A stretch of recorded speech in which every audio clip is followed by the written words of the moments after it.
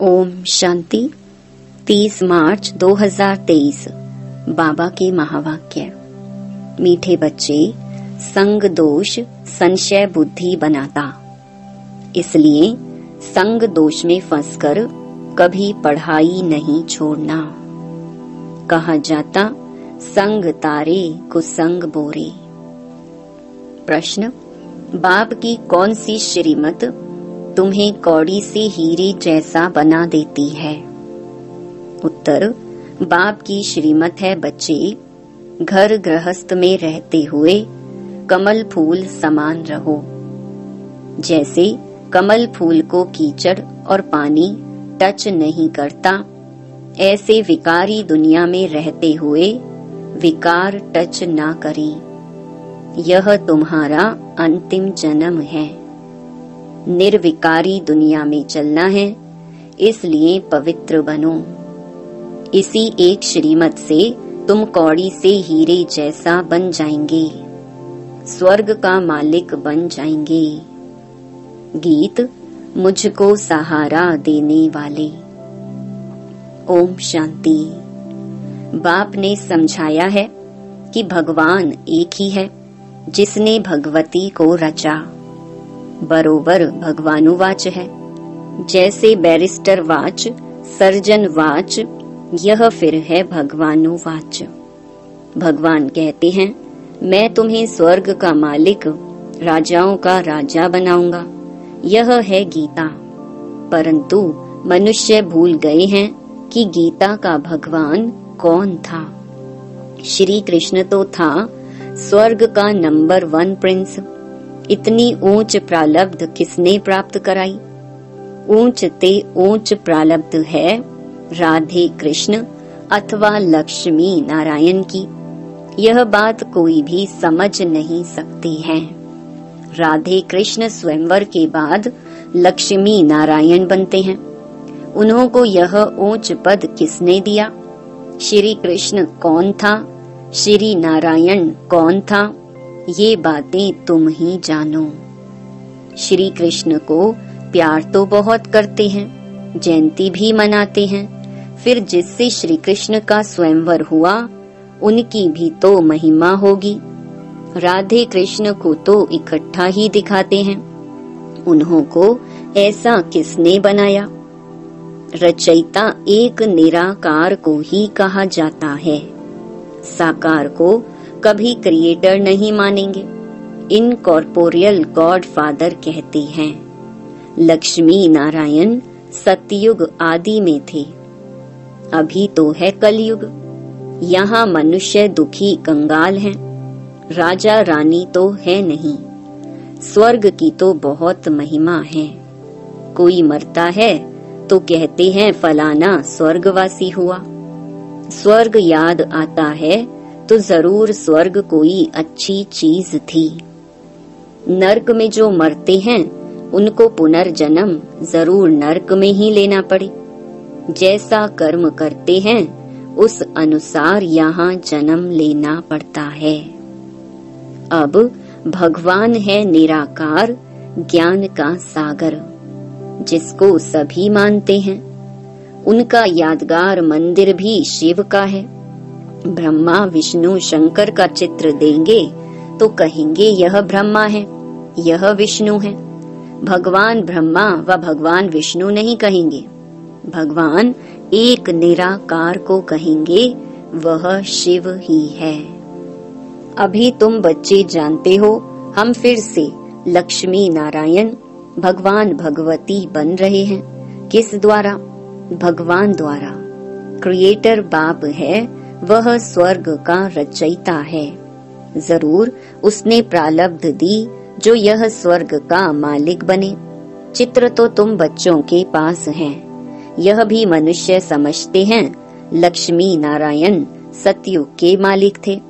सिर्फ यह भूल गए हैं कि लक्ष्मी नारायण छोटेपन में राधे कृष्ण थे। सतयुग में महाराजा महारानी थे, तो जरूर उन्हों का बचपन भी होगा। उन्हों की यह प्रालब्ध जरूर स्वर्ग के रचयिता ने बनाई होगी। वह कब आया किसको भी यह पता नहीं। शिव का लिंग तो है, यह शिव का बड़ा रूप करके रखा है। वास्तव में कोई इतना बड़ा तो नहीं है ना। वह तो स्टार है, उनका कोई चित्र तो समझ ना सके। यह सिर्फ पूजा के लिए बड़ा चित्र बनाया है।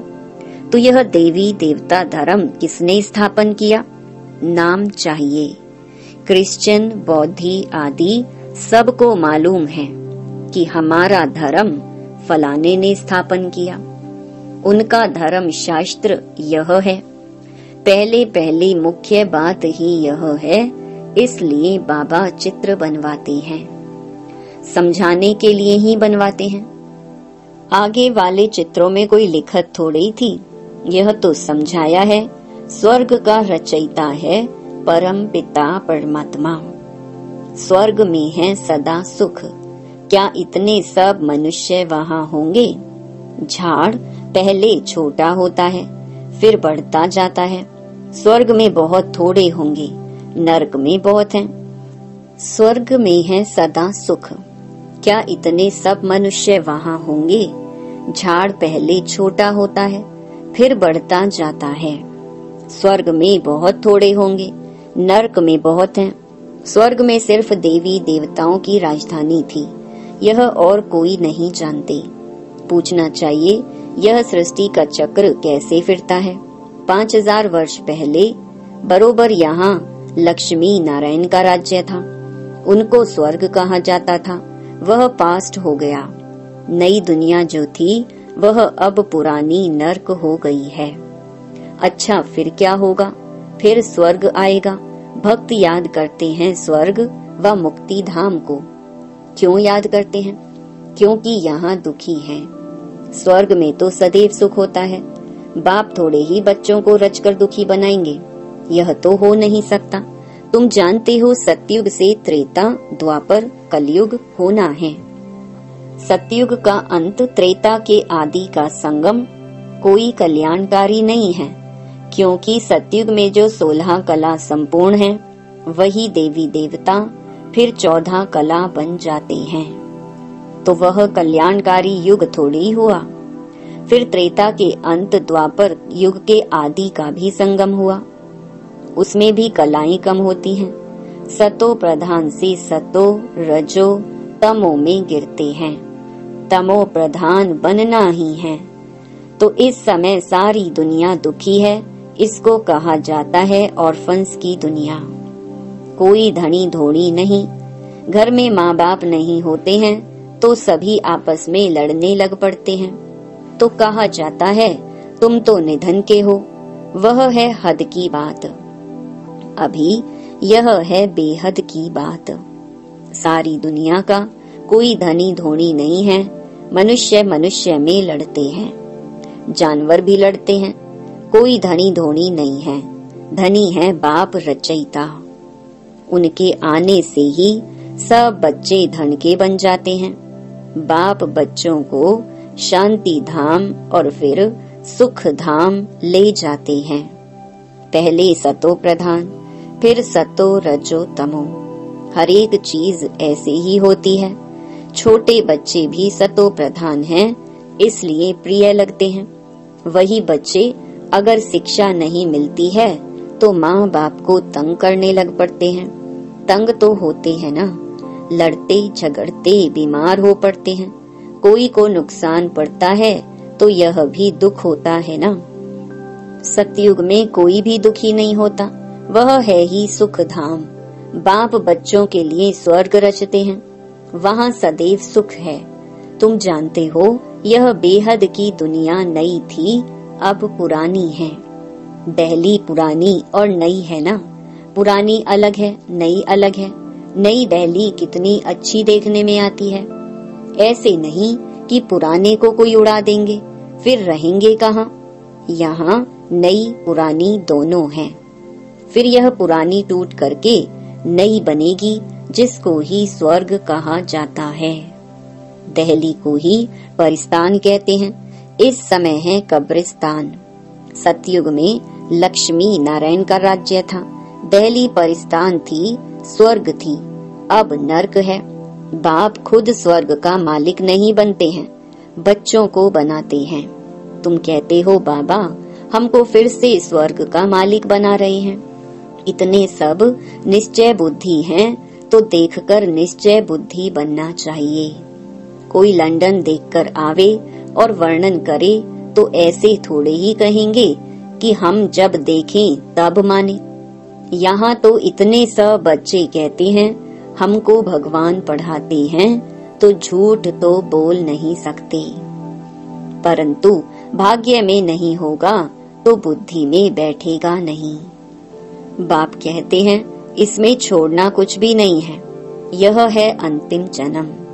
गृहस्थ व्यवहार में रहते कमल फूल समान पवित्र रहना है। यह है मृत्यु लोक, वह है अमर लोक। गाया जाता है संपूर्ण निर्विकारी दुनिया। वहाँ विकार होता नहीं तो मानना चाहिए ना।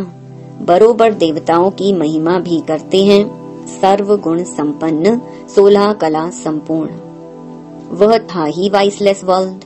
अच्छा बच्चे तो पैदा होते होंगे, जरूर कोई युक्ति होगी, विकार से नहीं होते। वहाँ यह पॉइजन होता नहीं। यहाँ है संपूर्ण विकारी, वहाँ है संपूर्ण पावन। यथा राजा रानी तथा प्रजा, इसमें तुमको संशय क्यों पड़ता है? वहाँ की जो रस्म रिवाज होगी उसी अनुसार बच्चे पैदा होंगे। वहाँ विकार होता नहीं। यह नेचर इस मृत्यु लोक का है। वहाँ तो कोई दुख देते नहीं। जानवर भी एक दो को दुख नहीं देते, वह भी ऐसे ही पैदा होंगे। अब तुमको चाहिए क्या? शांति चाहिए तो अपने को आत्मा समझ बाप को याद करो तो मेरे पास चले आएंगे। जो स्वर्ग में आने वाले होंगे वह कहेंगे हम तो ज्ञान जरूर लेंगे, सुख जरूर लेंगे, बाप से स्वर्ग का वर्षा लेना है। तुम जानते हो हम बेहद के बाप से बेहद का वर्षा ले रहे हैं, बाप की श्रीमत पर चल रही हैं। चलते चलते फिर कहाँ उल्टा सुल्टा तूफान आता है तो निश्चय टूट पड़ता है। माया से हार खा लेते हैं। बाप कहते हैं कल्प पहले भी ऐसे वर्षा लेते लेते हार खा ली थी, विकार में फंस गया था। गाया भी हुआ है संग तारे कुसंग बोरे। यह है सत का संग। उनकी श्रीमत पर चलने से हम नई दुनिया में आ जाएंगे। निश्चय में संशय आ जाता है तो वर्षा मिल ना सके। ऐसे बहुतों को निश्चय होते होते फिर संशय बुद्धि हो जाते हैं। तुम माता पिता कहते हो फिर उनको छोड़ देते, ये भी ड्रामा में नूंद है। शिव बाबा के बने फिर ऐसे बाप को फारकती देवंती हो जाते। तुम्हें ईश्वर का बनना है या रावण का? लड़ाई है ना। कोई तो माया पर जीत प्राप्त कर समझते हैं बाबा से वर्षा जरूर लेना है, श्रीमत पर चलते रहना है। एल्बम भी तुम्हारे पास है। जिन सभी बच्चों ने प्रतिज्ञा की है कि हमको गृहस्थ व्यवहार में रहते कमल फूल समान पवित्र रहना है। कमल फूल को पानी टच नहीं करता है। तुमको विकारी दुनिया में रहते हुए विकार में नहीं जाना है। यह है तुम्हारा अंतिम जन्म। अपने को निर्विकारी बनाने से तुम निर्विकारी दुनिया में चले जाएंगे। पवित्र बनना तो बहुत अच्छा है। बाप कहते हैं कि मेरे द्वारा तुम पवित्र बनेंगे तो स्वर्ग पवित्र दुनिया का मालिक बनेंगे। पतित दुनिया अब विनाश होनी है। कितना सहज समझाते हैं ब्रह्मा द्वारा स्वर्ग की स्थापना। सो तो हो रही है, बाकी सब हिसाब किताब चुकत होकर मुक्ति धाम चले जाएंगे। सतयुग में तुमको सच्चा सुख मिलता है। वैकुंठ का नाम तो मशहूर है, बरोबर लक्ष्मी नारायण का राज्य था। मनुष्यों को तो कुछ भी पता नहीं है। सन्यासी खुद निर्विकारी बनते हैं तो विकारी लोग उनकी पूजा करते हैं। विकारी आत्मा बनती है, परमात्मा नहीं। वह समझते हैं हम निर्विकारी बन परमात्मा बन जाते हैं, तो भी दो चीज तो है ना, आत्मा और परमात्मा। विकारी को परमात्मा नहीं कहा जाता। वह समझते हैं हम निर्विकारी बन परमात्मा बन जाएंगे, बाप कहते हैं ऐसे तो हो नहीं सकता, कोई भी मिल नहीं सकता। मैं आकर सबको वापस ले जाऊंगा। निशानी भी है महाभारी लड़ाई। बच्चों को राजयोग सिखा रहा हूँ। महाभारी लड़ाई है तो भगवान भी जरूर होना चाहिए, जो सभी झंझटों को हटाए, सभी के झगड़े खत्म कर दे। सर्वशक्तिमान तो बाप है ना। कहते हैं अगर तुम मेरी मत पर चलेंगे तो मैं तुमको स्वर्ग का मालिक बनाऊंगा। कल्प कल्प तुम मेरी श्रीमत से ऐसे श्रेष्ठ बनते हो। आधा कल्प बाद जब मेरी मत पूरी हो, आसुरी मत शुरू होती है, तो तुम कंगाल कौड़ी जैसे बन पड़ते हो। अब फिर तुमको कौड़ी से हीरे जैसा बनाता हूँ, तो श्रीमत पर चलना चाहिए ना। बाबा कितना सहज समझाते हैं। अच्छा, मीठे मीठे सिके लधे बच्चों प्रति माता पिता बाप दादा का याद प्यार और गुड मॉर्निंग। रूहानी बाप की रूहानी बच्चों को नमस्ते। धारणा के लिए मुख्य सार। पहला, किसी भी तूफान के कारण निश्चय में कमी ना आई। इसके लिए संग दोष से अपनी संभाल करनी है। श्रीमत पर पूरा पूरा चलना है। दूसरा, इस अंतिम जन्म में श्रीमत पर संपूर्ण निर्विकारी जरूर बनना है। विकारी दुनिया में रहते हुए विकार टच ना करें, यह संभाल करनी है। वरदान, अपने हर कर्म द्वारा दिव्यता की अनुभूति कराने वाले दिव्य जीवनधारी भव। बाप दादा ने हर एक बच्चे को दिव्य जीवन अर्थात दिव्य संकल्प, दिव्य बोल, दिव्य कर्म करने वाली दिव्य मूर्तियां बनाया है। दिव्यता संगम युगी ब्राह्मणों का श्रेष्ठ श्रृंगार है। दिव्य जीवनधारी आत्मा किसी भी आत्मा को अपने हर कर्म द्वारा साधारणता से परे दिव्यता की अनुभूतियां कराएगी। दिव्य जन्मधारी ब्राह्मण तन से साधारण कर्म और मन से साधारण संकल्प कर नहीं सकते। वे धन को भी साधारण रीति से कार्य में नहीं लगा सकते। स्लोगन, दिल से सदा यही गीत गाते रहो कि पाना था सो पा लिया, तो चेहरा खुश नुमा रहेगा। ओम शांति।